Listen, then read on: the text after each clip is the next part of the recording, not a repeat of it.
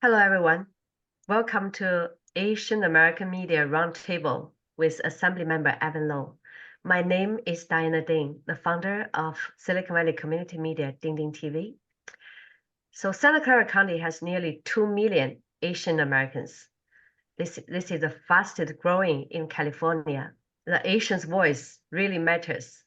So several influential Asian media leaders together coming to host the Asian American Media Roundtable today. We're launching the Voters Education Initiative, Know Your Candidates. Together, we're providing a platform for dialogue between the Asian community and the candidates. This event is organized by me, Diana Ding, Vandana Kumar, Don Orozco, Minh Tran, and Joe Wong, who represent Chinese, Indian, Filipino, and Vietnamese Americans. We want to thanks to Mr. Ken Fang, Maeley Tom, Dennis Wu, VJ, and many others. It's the first time that Asian American community stood together to elevate the visibility of candidates who can represent us equally. We're going to feature with California State Assemblymember Evan Low, who is running for US Congress. Evan is a fourth generation California. He broke the barriers in 2006 as the first Asian American and openly gay and one of the youngest people ever elected to the city council. He also, in 2009, became the youngest Asian American mayor in the nation. In 2014, Evan's dedication to improving lives and delivering results led him to the California Assembly member, where he marked another milestone as the youngest Asian American legislator in the body's history. So today, we're going to have our media friends together to ask questions. First, I would like to invite Minh Tran. Minh, each one of us to give a short introduction of our media.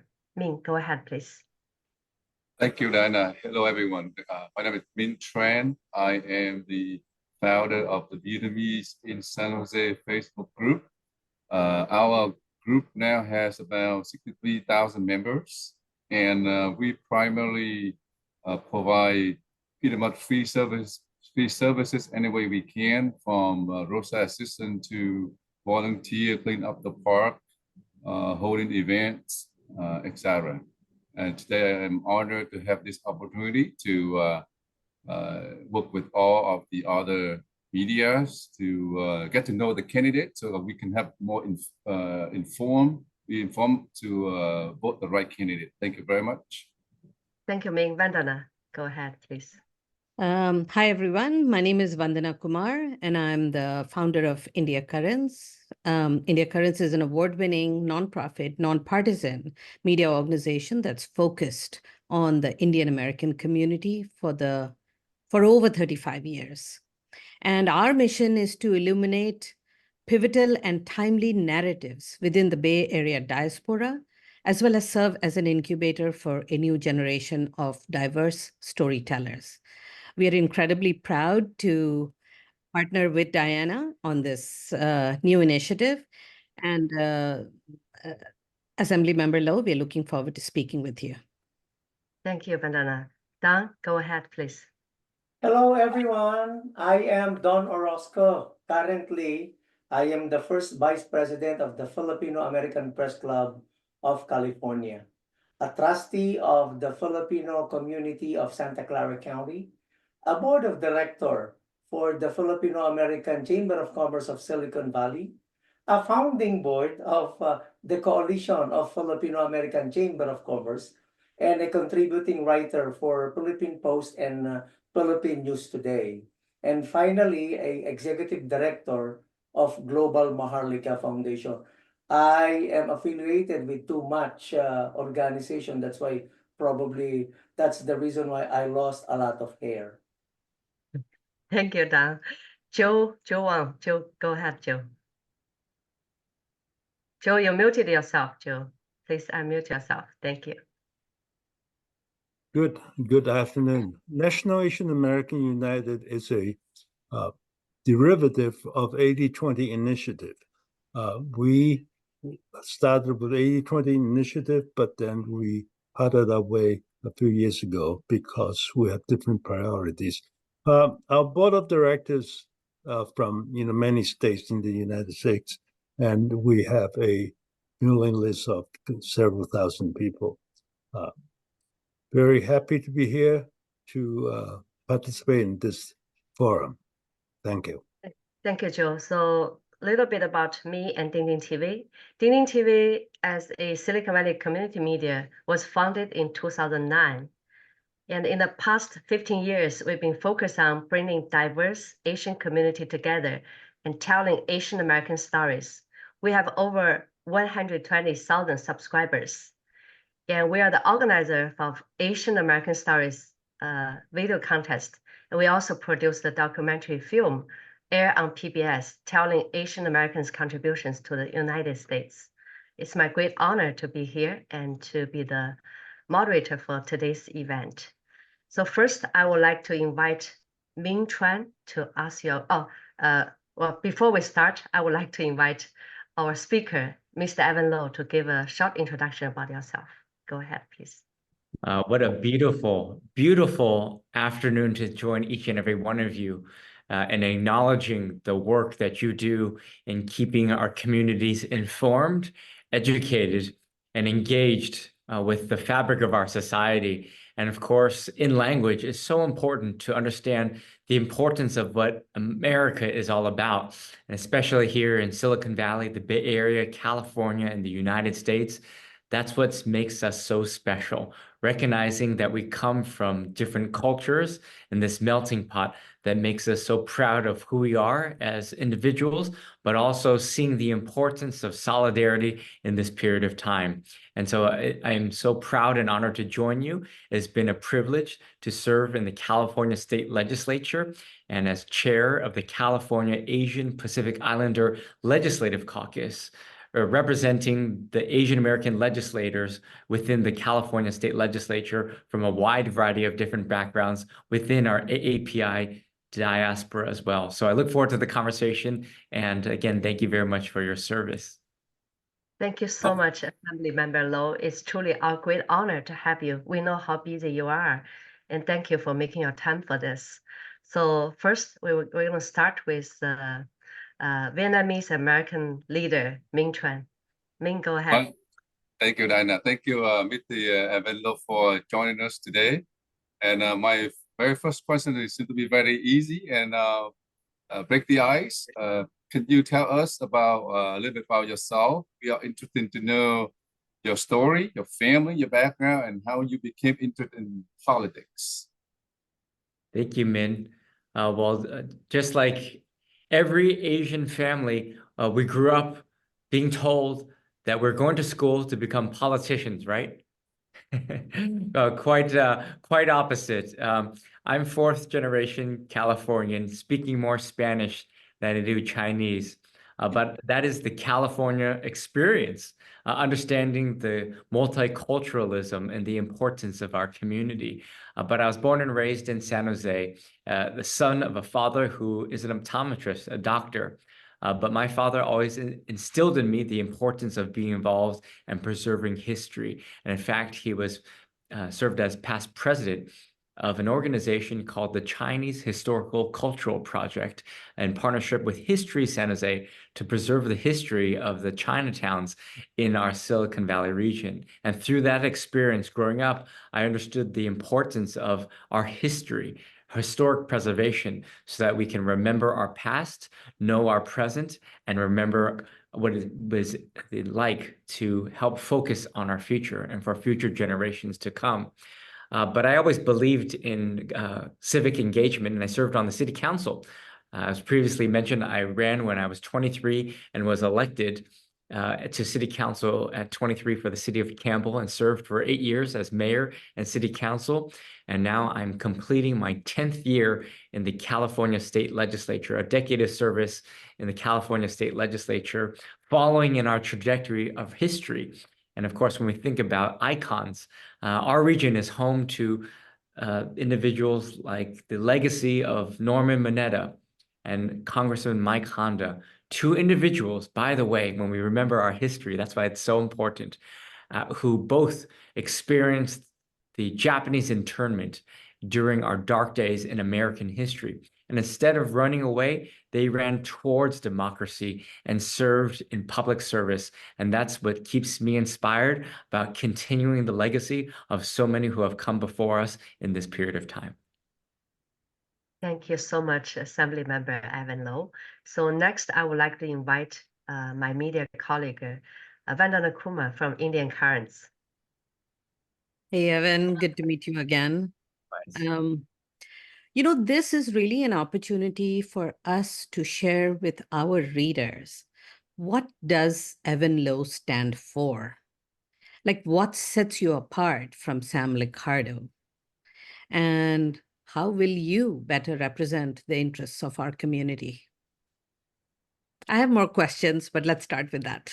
That's great. Wonderful. Well, it's good to see you previously in person at the theater in San Jose, but now also here as well, too.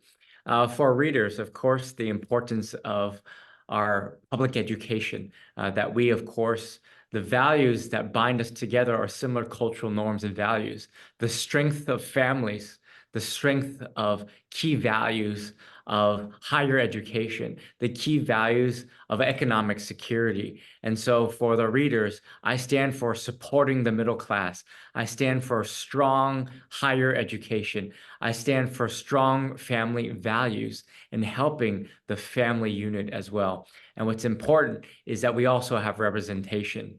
I am so inspired speaking to you right now, knowing that in just about 100 days, we all will collectively be part of history in seeing President Kamala Harris as the first South Asian African-American female president of these United States. And what an incredible opportunity and privilege would it be to also serve in Congress under President Kamala Harris.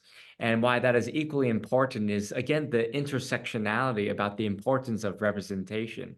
And what does it mean to have representation in which, arguably, I'll say that while we are proud to enjoy in this diversity in the Bay Area, the truth of the matter is, in these political times, many of us would be seen as perpetual foreigners. And in fact, so many of us, this is not a unique experience to me, for many of us, in which we are oftentimes, where are you from?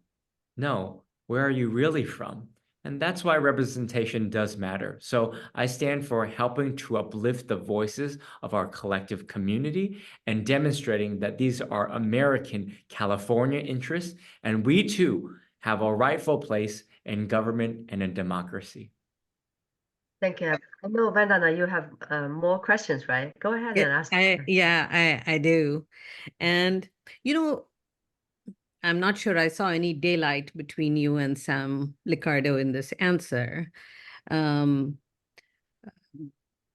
But I also wanted to actually ask you another question, which is about the cost of living in this area that you're seeking to represent. And what does your lived experience tell you about the high cost of living? And, comparing it against the high cost of living for engineers versus, the police, nurse, teachers, small business owners. Realistically, what policies can the federal government enact to make a discernible difference to the lives of South Bay residents to reduce their cost of living? That's what you're seeking to do, right? Go to the federal government. Yes, fantastic. Well, let me, if you'll allow me an opportunity to answer that other question that I didn't fulfill, which was the distinction between myself and my Democratic opponent into the general election. Number one, I enjoy and am honored by the official endorsement, the sole endorsement of the California Democratic Party as the Democratic nominee. I also enjoy and am honored by the support of workers. This is about a people-powered, people-centered movement. And I enjoy the support of the California Labor Federation, the federation making up workers and unions to help strengthen the middle class in the United States. I also share a different perspective in which I not only My opponent and I both share municipal local government experience, but what I have is a decade of service in the California state legislature. And of course, California, if we were our own country, we'd be close to the 5th largest economy in the world. This is not a state of Idaho or Nebraska, no offense to those states, but we are a nation state. So I have the experience of understanding the issues of healthcare, of issues of education, issues of social justice. All of these issues transcend just local government. And those are the type of experiences that I bring, which makes it an easy, natural progression from local, state, and federal. So the experiences matter, and also the stamp of approval of who is supporting my candidacy to reflect what my values will be and what I would advocate for. And finally, on that point, I was also named the most prolific lawmaker by the Sacramento Bee, the publication in the state capitol. Out of 120 state legislators, the most prolific lawmaker. And that reflects then what I will do in Congress, that I will not just be that I will not be a show horse, but I'll be a workhorse. And that's what the American people expect, especially in our region, for deliverable results, not just talk and rhetoric, but results. Then to the point you asked about the cost of living, I just shared with you that I am supported by those of workers alike. You talked about teachers. I enjoy the support from the Federation of Teachers, nurses. I enjoy the support from the National Nurses Association, from transit workers to all the type of workers alike. And I am 41 years old. So I understand the experiences of not being able to afford to live in this community that I grew up in. But these are lived experiences, not just for my generation, for younger generations. And that's why it's important to prioritize. I have championed laws in the state level to help encourage and increase affordable housing. And at the federal level, in answering the question, the role then of the federal government to help on incentives through housing vouchers, through housing and urban development, and getting the resources to build, because it's not enough just simply to have mandates from the state to tell our local communities to build, but we need the resources. So where's the carrot and where's the stick? Where there are incentives to help support the type of development that we see. That's a fundamental role that government will play, and that's what I will do in Congress to prioritize housing for not just current generations, but for future generations to come. Thank you so much. Thank you. For addressing my earlier question as well as this. Perhaps if you have a moment just to say, there was some controversy around you moving out of the district. You moved in with your dad. Would you like to share that with us? Yes, what you're referring to is that of residency. When I ran for the state assembly after reapportionment or redistricting, there was a new district that I ran for the state assembly to live in. When the seat became open for Congress and when our illustrious Congresswoman Eshoo announced around Thanksgiving time of last year that she was not seeking a re-election, I decided to move into the congressional district in order to run and be part of this congressional district. I feel it's important to vote for and live in the constituencies for the future that I hope to represent. And that's why I moved in the congressional district. So I'm proud to be able to say that also a unique distinction is I live in the congressional district, my opponent does not. And that's an important distinction for the future in a member of Congress. Thank you, Assembly Member. Thank you. I've been knowing Assemblymember Low for 20 years. I know that he's one of the hardest working person I ever know. So thank you for your service. So next, I would like to invite our Filipino American committee leader, Don Orozco. Go ahead. Assemblymember Evan, I am so proud seeing an Asian shine in the assembly floor, and I am looking really forward for someone to represent Asians in the Congress as well. So I am really very happy to see you. My question is, what will be your major issue in Congress? Don, it's wonderful to see you here on Zoom and in so many of our community events as well too. So many of us wear many different hats. And that's why we are so community oriented. And that's how I still feel myself, not as a politician, but as a member of the community as well. Thank you for allowing me to talk to you about the prioritization of Congress. And the prioritization that I reflected earlier is to strengthen the middle class. We know that so many struggle given the cost of living, that one needs to earn close to $300,000 to afford to live in these communities and purchasing a single family home. And that we've gone so far away from providing the American dream for so many. And that will be critically important for us to tackle in supporting and getting the resources back here at home. But also when we talk about the issues of housing, we need to think about basic protections for workers as well, which is family leave protections for those who wish to start a family.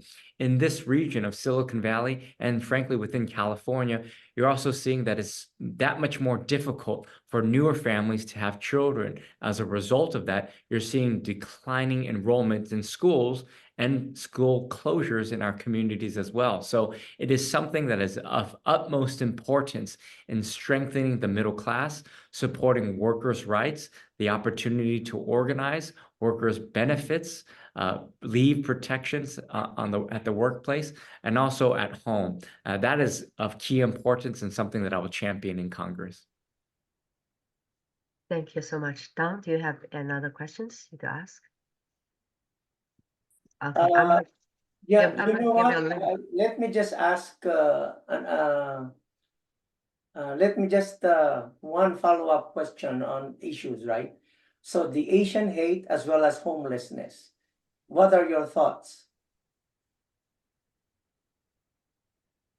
Thank you, Don. This is an important one. I'm so proud that, and in fact, I've said this before, the work that you do is critical in helping to elevate the sense of urgency on these issues, but also holding people like me accountable, our government accountable to our community. And I've worked in partnership with, for example, the Asian American Journalists Association in having to struggle, frankly, in which journalists in real time are oftentimes talking to the editors, whether in print or TV, and advocating to say, hey, we need to tell these stories, that there was a hate crime in this community and this needs to be covered, only to hear pushback to say, well, what's the new story here? This continues to happen, but what's the new story? And that is unacceptable to hear. Which is to say that our community, if we're not informed, then that's a significant disservice, especially understanding that Asian Pacific Islanders, we are the largest demographic here in the Bay Area. That is after the 2020 census. So it is the issues that our community most values. To answering your question, I have prioritized in partnership with our district attorney and stopping hate of any kind, not just AAPI hate, but anti-Semitism, Islamophobia, anything related to that. And I've introduced legislative proposals to strengthen our laws in helping to provide opportunities for prosecutors to prosecute hate, that will not tolerate hate crimes of any kind. And in fact, it has been acknowledged that because of my work in keeping our community safe, prioritizing public safety, I've been named the Legislator of the Year by the California Police Chiefs Association, the California District Attorneys Association, and also the California Police Officers Association, also known as PORAC, for my work during my tenure in the California State Legislature. But what is also equally important is that we recognize that the fundamental role of government is keeping our community safe. This is a key bread and butter issue, while also understanding that it is also not the direction of the state to go backwards in over-incarceration, building more prisons.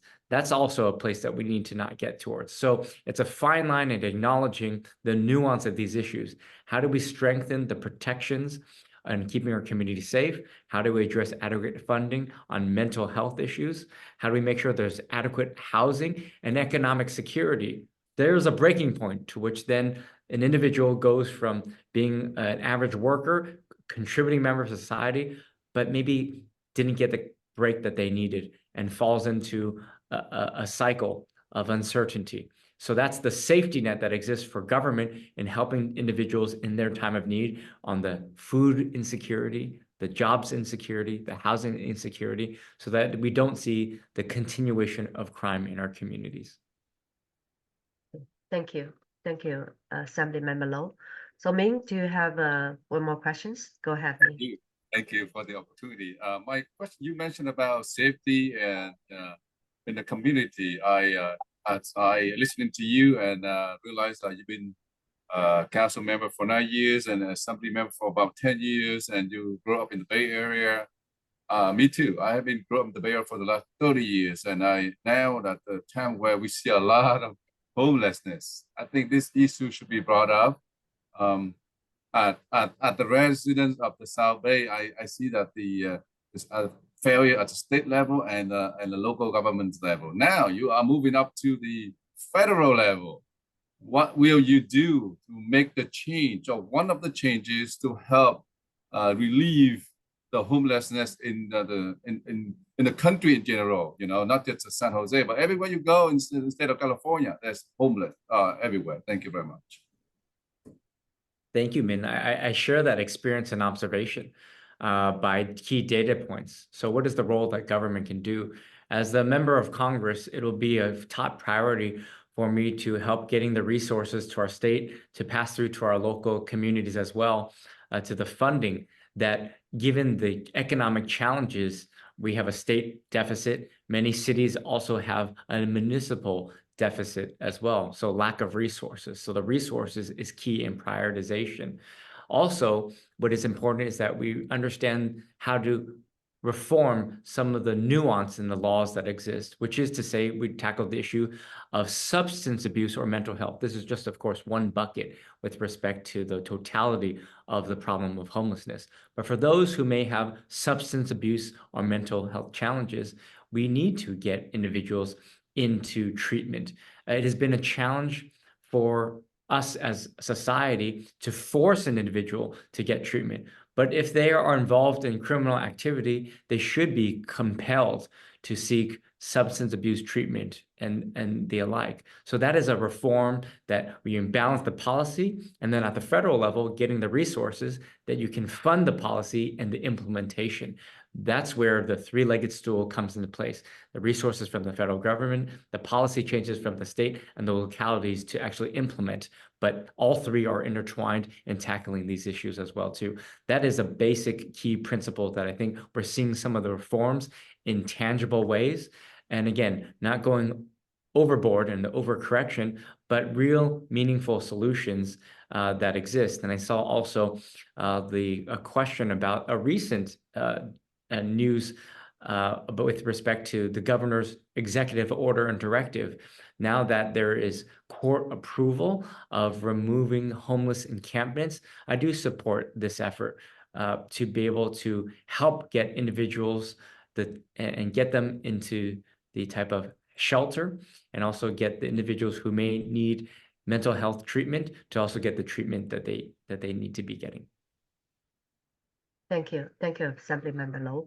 And later on, we're going to have Mr. Joe Wong to give us a summarize. But after that, we're going to open the Q&A for audience for 15 minutes.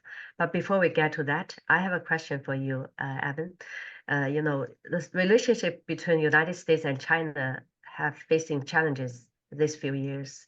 But these two greatest nations, how do you see the future of this relationship, and what you can do to improve this? Well, thank you. You asked a very simple question about the U.S.-China relationship. What is important is actually this too, and I give a similar experience that a former mentor mentioned to me, and that's, I referenced him earlier. This was our late Congressman Norman Mineta and our retired Congressman Mike Honda. Representation is important.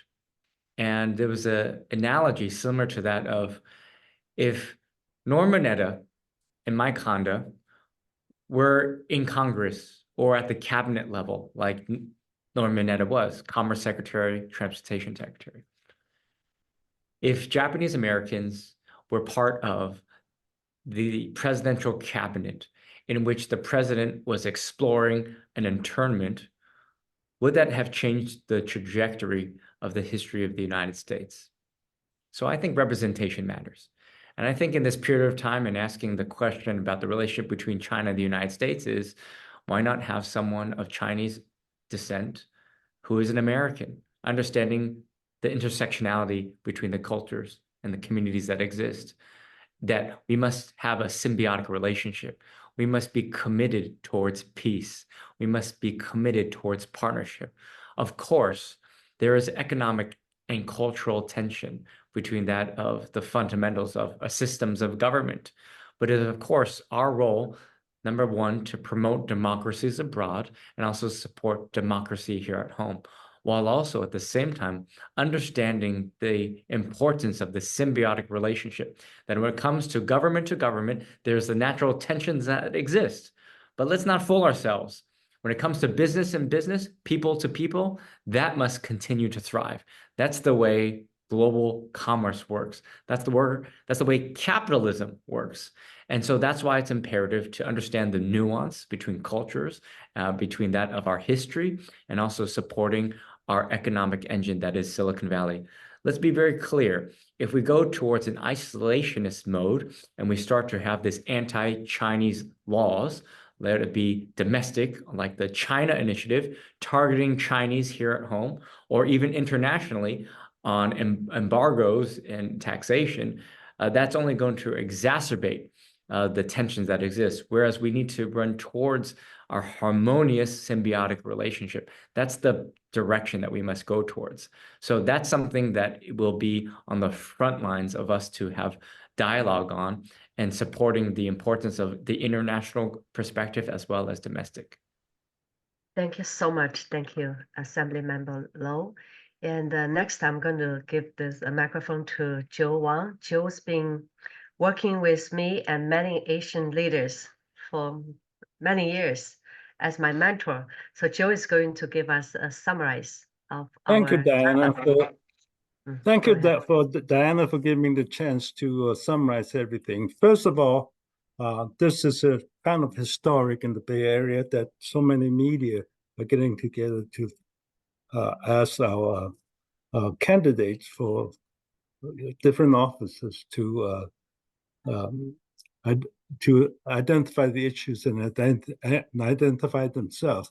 Evan Low told us that his inspiration comes from trailblazers like Mike Hunter and Norman Mineta, who paved the way for Asian Americans to participate. And also, he cautioned us that if we do not participate, then a thing like such as the Japanese internment will happen again. So we have to have representatives of the highest order in the government. There are several questions that came out. First of all, what is the difference between Evan and Sam Liccardo? And Evan told us about his experience in the Assembly of California, and also his experience beyond the municipal level. The cost of living is one big issue. Homelessness is another issue. And Evan said that he would try to strengthen the middle class, provide, he is supported by many teachers, nurses, and working people, and he will try to represent us in Congress to strengthen the middle class. Then there is the problem of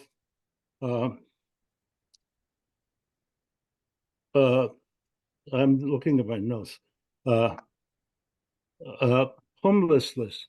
One of the things that Evan would try to represent us is to address it at the federal level, and maybe even compel people that are mentally insufficient to be treated by EDIT. I'm looking over my notes. But finally, there is a question on how he will represent us in the U.S.-China relationship. And one of the things that Evan pointed out is that we lack influential people at the cabinet level, and that we have to understand the global dynamics so that we can understand culture, and that the commerce is really important despite all this political rhetorics. So I think he covers a lot of grounds. Why he's interested in being representing us. Secondly, what is his advantage over Sam Licata, his opponent, and he addressed the cost of living, homelessness, and different issues like that, and also the international situation between U.S. and China. I believe those are my notes. I usually write better than I can do it on an impromptu basis, but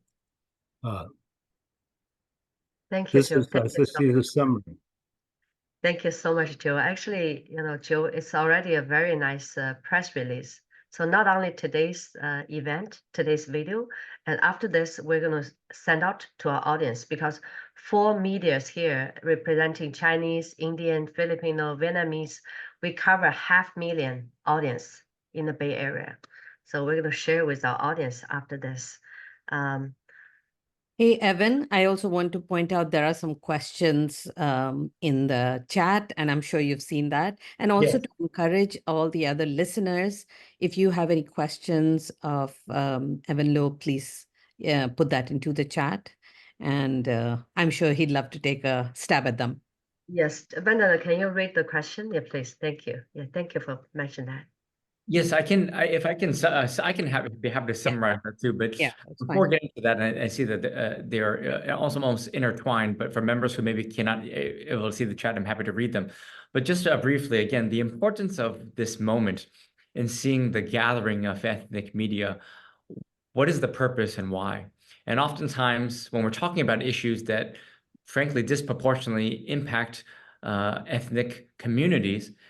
I'm running for Congress for all of America, for all of the United States, for all citizens, whether or not you come from an ethnic community or not, whether or not you voted for me or not. This is about representation for everyone. But at the same time, the importance of ethnic media in language, because so many are challenged by obtaining the California American dream, but they are just working very hard, and they are recent immigrants.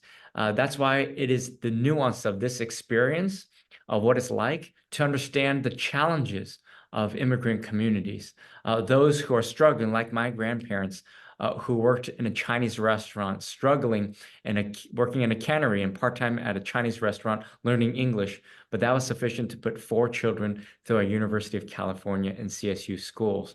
That is the American dream. And in language is so important. That's why I have championed also similarly voter access. I have a bill in encouraging translation for our voting guides and for ballots so that you can get your voting materials during election times in multiple languages so that we can lower the barriers to entry and encourage more to participate in our democracy. That is what is so incredibly important in this period of time. And then similarly, with my tenure in the legislature, we passed close to $200 million as a priority of our California Asian Pacific Islander Legislative Caucus to help fund ethnic media through public grants and community-based organizations to stopping AAPI hate in this period of time. I've also helped champion legislative proposals in encouraging ethnic studies in the state of California. I authored legislation to make Lunar New Year an official state holiday in the state of California, the first state to do so. Now we have 4 other states that have also followed in this direction. When we're talking about that of the experience of the solidarity of the farm workers movement, not just a Latino issue, but also a Filipino issue, and highlighting the importance of our history makers like Larry Itlong and recognizing by the California State Legislature. When it comes time to getting in the trenches and helping elect more representation, I worked hard to getting Assemblywoman Dr. Jasmine Baines, the first South Asian woman to be elected in our California state legislature as a Sikh woman from Bakersfield. When it comes time to recognizing the South Vietnamese freedom flag in the state of California, I authored that legislative proposal with members of our community, seeing the importance of democracy and supporting the freedom flag as the official flag recognized by the state of California. And again, those are just some of the examples of what we have done and what I have personally done and what we'll continue to do for everyone, not just in this period of time, but for the future. What have I done at the state level? What will I do towards the future? Now, just answering this question that they were similar in the group chat was related to climate change. What are the issues and the perspectives of the growing climate change? And or how would I, as a member of Congress, tackle and confront those who might be skeptics of acknowledging that climate change is real? So a couple of things. One is, how do, in a divided Congress, talk to others across the aisle in which they believe, for example, the Republican Party believes in the vast majority of presidential candidates and the priorities, believe in the elimination of the Environmental Protection Agency, for example, the EPA, which was created, by the way, by a Republican. And what is important is that we change the narrative. Rather than saying this is from the liberal elite from the Bay Area forcing down technology and science down your throats, how do we talk to that individual who may be working in a coal industry, or for example, in West Virginia, represented by the current senator, Joe Manchin in West Virginia, an independent? How do we talk to individuals that says we're not going to simply eliminate the industry, but rather we want to bring you along in recognizing that climate change is real and get you on clean and renewable energy? It's changing the narrative that this can also be a just transition. And that's the importance of what I think is critical, which is how do we provide the incentives? Not everyone can afford an electric vehicle or a Tesla, but are there tax incentives to help individuals obtain those? And we've seen progress that can be implemented that we've seen, for example, in the state of California, incentives on tax credits, rebates. And also we saw, for example, you recall in the early days of electric vehicles and hybrids, the state of California provided the pass for high occupancy lanes, that you can be a single occupancy, but if you drove a hybrid or an electric vehicle, you were able to drive in the fast track lane. So what are the incentives that we can provide in utilizing technology that is homegrown here in Silicon Valley, in the Bay Area, which, by the way, a vast majority of the workforce in these tech companies are from all represented on this call. And that's why I think it is also important to understand and recognize the importance of immigration, that these are good paying jobs and that we have the workforce that reflects and comes from our communities as well. So the only way we're going to tackle climate change is to reflect the importance of the direction, but also making it very clear that this will be a just transition that can be in the benefit of individuals, not by the loss of jobs, but maybe perhaps the retraining and reskilling, going from dirty, old technology to cleaner, renewable energy. Thank you so much, Assemblymember. You see, there are more questions. There Yeah. are more questions coming. You just answered the two questions, and another question from Anjana and Riyando, and also from Nandita. Yeah. Have you seen Sure. the question? Yes, the next question is with respect to addressing job numbers, that we've made significant progress in college education and making it accessible, but oftentimes there are still unique challenges. What can be done to improve job opportunities for Californians, the skill sets? And it comes back to also the nexus between that of making sure that we're fulfilling the need. And in fact, what we do realize is that the truth based on data points is that we don't have enough workers in our sectors. And in fact, here's a key data point that I should share with members of the public. Typically, within higher education, you have the community colleges, the state schools, CSUs, and the University of California systems. And the community colleges were focused on the associate's degree, the CSUs on bachelor's degrees, and the University of California systems on PhDs as well. When in fact, what you're seeing is there's so much demand within the workforce, that the community colleges are unveiling pilots for bachelor's degrees to being more centralized and localized because we're not meeting the demand of the workforce. And also similarly, the CSU systems is embarking on that of PhDs because of the incredible demand of not enough workforce. You see the workforce shortages in all sectors, especially in the healthcare field. It is well noted that, especially within the healthcare field, of physicians, of nurses, of healthcare providers, of teachers, there's a teacher shortage. There's a police officer, firefighter shortage because of the cost of living. And so everything is intertwined. And so in tackling the issue of jobs, it's important that we provide opportunities for individuals to be able to live in these communities, to be able to house them, that you could still make close to $200,000, but struggle to afford to live in these communities. And that's why I'm so focused on affordable housing and addressing the job opportunities. We need to make sure that individuals, even if they are able to obtain a job, that they're able to afford to live in these communities, because oftentimes individuals are priced out and go to other markets because they cannot afford to live here. So everything is intertwined within government. You cannot look at the issue of jobs without looking at education opportunities, without looking at housing opportunities and cost of living. Everything is intertwined. And that's why it's important that I would reflect the importance of understanding local government, state government, and head into federal to see the nuance, how everything is intertwined, and where can we focus our energies and efforts, and understanding the roles and capacities and the distinction between federal, state, and local as well. Thank you. There are more questions there. Can you see that? Yes. UC's costing more. What else can we do to rein in costs of education? Well, I think it's important that we remember, again, history, where we have been, where we are, and where we're going. In the state of California, in my tenure, we have worked to lower the barriers to entry in making community college free. That is the truth. Think about that. Tuition in the community colleges in the state of California is free. And by the way, a little secret to each and every one of you on this Zoom right now. Don't let everyone know, but our Foothill De Anza Community College District, for example, has close to 73% guaranteed transfer rate to our University of California system. So just think about that.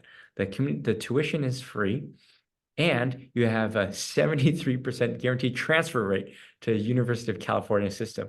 Now, if that is not a guaranteed success, I don't know what is. But that's what I think can be reflected at the federal level. And of course, under President Biden and Harris, it's prioritizing student debt as the elimination and lessening the burden of student debt. That's something that I would be excited to help prioritize, and addressing that question about how do we take away the burden on the student, lower barriers to entry, and having great opportunity. And also say this, and again, this is my experience at the state level, that in 1960, we had something called the California Higher Education Master Plan, the guiding document for the state of California on higher education.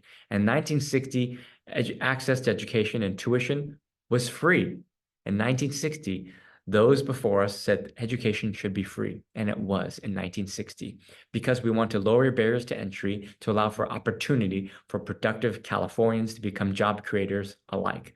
But we've gone far away from that, and that's why we're recalibrating. That's why it's important that we have a Harris administration to continue on the trajectory of lessening the burden on student debt, so that we can also have productive Americans that can continue the workforce. And by the way, we are experiencing the silver tsunami and the increasing saddled strain on Social Security and the healthcare system. We need a robust next generation to fulfill the jobs, being tax creators, to pay into these systems for the safety net for those that are in the retirement age, so that our seniors can retire with dignity as well. Thank you. And another question from Renato is, with employees working remotely being the normal nowadays, so how would you encourage the utilization and the repurposing of the empty buildings in our valley? Yeah, but the question is about telework and also the transition on perhaps vacant buildings and what can be done to revitalize this effort. And of course, we are seeing that Number one, let's acknowledge a few things. Number one, we have not fully recovered. We have not recovered from COVID. And in fact, we're only starting to realize the impact in the short term and the long term. You recall that it was the government from the federal level, the role that government plays to help assist on a number of the direct payments and loan assistance programs in helping small businesses stay afloat in that period of time. So we're still recovering, but that costs money. And that was saddled on future debt for future generations to come. And so when we're talking about the future of work, how do we provide opportunities and the environment on the regulatory and the support for the future of work? And when we talk about future of work, not everyone may be coming in that 5 days a week. How do we acknowledge a 4-day work week? In which, by the way, I've introduced legislation on looking at some of the key fundamentals of what a 4-day work week would look like. Not only just on productivity, but also on lowering the cost of transportation costs and traffic congestion. But that also comes in on potentially vacant lots. So how do we help incentivize those on repurposing for affordable housing? How do we look at rezoning in commercial areas as a potential while also maintaining the integrity of neighborhoods as well? So I know we're dealing with this in real time, but again, the role I think is important is the federal government. Where do we come in to provide the incentives and the financial stability for our local communities to be able to address the needs in real time as well. Thank you so much. And I think the time is almost there. And before we close, I would also like to thank to Amy Zhao, who's been working quietly behind the scenes with lots of things with, design, the graphic and promotion. And so everyone, let's turn on our video and we can take a group picture before we take off. So Amy, you can stop recording right now. Thank you. Thank you so much. Thank you, everyone. Especially thank you for your time.